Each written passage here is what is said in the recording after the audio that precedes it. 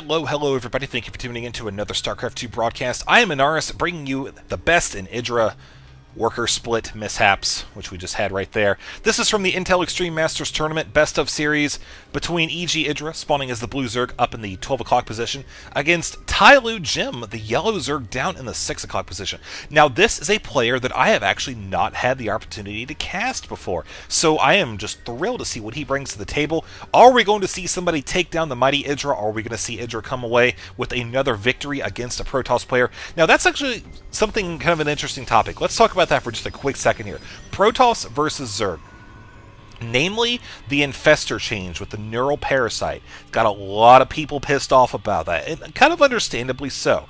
They don't have the ability to Neural Parasite those Colossi nearly as effectively as they were able to before. Yes, you can still Neural things like Immortals, which, I mean, IDrA has said before time and time again, it's great if you can Neural Parasite Protoss units because they're so strong. Use them against their opponent. Immortals are definitely a unit that I think of when you know, kind of referencing that quote. But still, it's very difficult to deal with the Colossi now because of that change. Yes, fungal growth, very effective, especially against those Stalker balls, those clumps of Zealots, you know, all sorts of uses. But I'm really going to be looking to see what IDrA does now, as this is really the first PvZ that I've seen him do on patch 1.4 with this change. In 1.3.6, I did actually see him start experimenting with the Infestors. I feel like, I don't know for sure, I mean, I'm not him, I don't know how comfortable he actually is with them, but I feel like he's kind of reserved when using them, not quite, you know, using them to their potential. And when I say that, I mean, he oftentimes just kind of gets them a little bit later in the game, doesn't quite land as many fungals, pretty much plays very conservatively, very defensively with them, and I'm really looking to see if he's going to be using that unit and in this high-profile tournament. Again, I don't know if it's just a result of his playstyle, because, you know, he is defensive, he plays very macro-oriented, or if it's just a sign, if it's indicative of the fact that he may be uncomfortable with them. I don't know, I can't make that assumption, but I'm really looking for him to kind of expand a little bit here, because otherwise, from what I've seen in Zerg vs. Protoss, is we've kind of taken a step back into Roach Hydra, Ling, some Corruptor, depending on if there's going to see the Colossi there to base or what.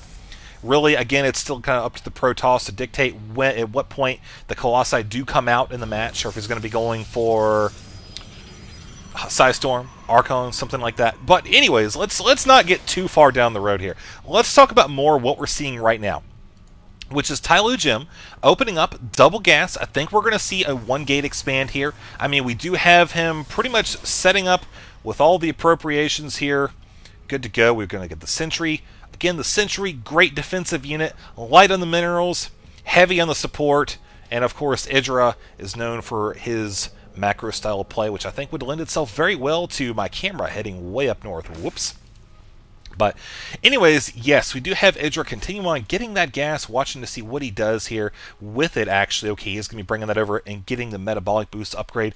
That's kind of what I was thinking, but still, you know, never can be absolutely sure.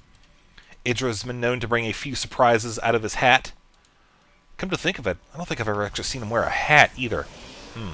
That's a conversation for another day. So continuing on with the Sentries, we're going to see the expansion go down here fairly soon, but IDrA actually very smart, delaying that expansion a few extra seconds. He knows he can't really do a whole lot against the forces here, but if he can delay that expansion any extra time that he can do that, fantastic for him. Absolutely fantastic. So he knows that his opponent is not going to be looking to put any pressure anytime soon. I mean, the fact that he's got 3 Sentries right here, down here at the ramp, plus this means might not be looking to have a Stargate here in the field anytime remotely soon, although we do have a Twilight Council going down. You know, Stargate, very heavy gas investment, because if you're going to be getting, if you're getting a Void Ray, 150 for the Stargate, 150 for that as well. So, of course, that is still a real threat, and IDrA does have an Evolution Chamber going down for that. Also, Phoenix Harassment can be very effective as well. But that gets into my whole the Stargate harassment thing. That's a whole other conversation entirely. I've talked about that before, where Stargate play kind of forces your opponent to get DTs, which hurts you later on, or get detection, which hurts you when you want to go DTs later on. But, like I've said, focus on the game at hand here. We have IDrA Continuing on, just macroing up, we see he's still droning up at this point, 8 of them on the way. We're at just passing the 7-minute mark. IDrA has pretty much just doubled his army on the field with the inclusion of 6 Zerglings there. A couple already on the field. And Tyloojim has now pressed forward a little bit. You see, he's just macroing up as well. He knows the score. He knows the deal. IDrA is going to be sitting on his bases for a while, just macroing up, and Tyloojim needs to be prepared for that. Yeah, really, there's one of 2 options he could have gone there, and that is just to macro along with IDrA or to try to put pressure on him. And IDrA has shown, I mean, there are windows where he'll just be macro, and he'll just get nailed, like in game number 2, Genera versus IDrA, coming at the perfect time with that attack. But, you know, he's also shown that if he's given enough time, this man is unstoppable. So we'll see what Tyloojim actually does here. Like I said, I don't know if he has any prior experience playing IDrA. I haven't been following Tyloojim, but still, one thing I want to point out is that IDrA, we'll just give you a quick vision here. IDrA spotted that Dark Shrine. He knows it's coming. And so, you see he's got a Spore Crawler coming up right now. He's already got one here at the main, at the entry point, so Zergling's able to come in and block out any harassment there. I feel like this drone could be doing something right now. I think it was actually trying to build a Spore Crawler, but it was just blocked by the constant back and forth of the drones. That's my guess as to what happened. But now the Dark Templar are going to be coming in here. And really, what are they going to be able to do? Well, not a lot. Maybe pop off a Queen, but you see, catching that Spore Crawler actually before it's able to come over there and burrow itself. Very interesting timing on that. Working out very well for Tyloojim. He is going to have to get out of there before that Overlord turns into an Overseer. Good exit. I feel like that was about as much as Tyloojim could have hoped for in that attack. So now IDrA, let's actually look at the result of him macroing up. 60 harvesters compared to 48. 1,500 to 1,300, double or equal on the gas. Okay, there goes the macro hatchery. Everything is fine in that regard. 88 to 108 in terms of the APM right now.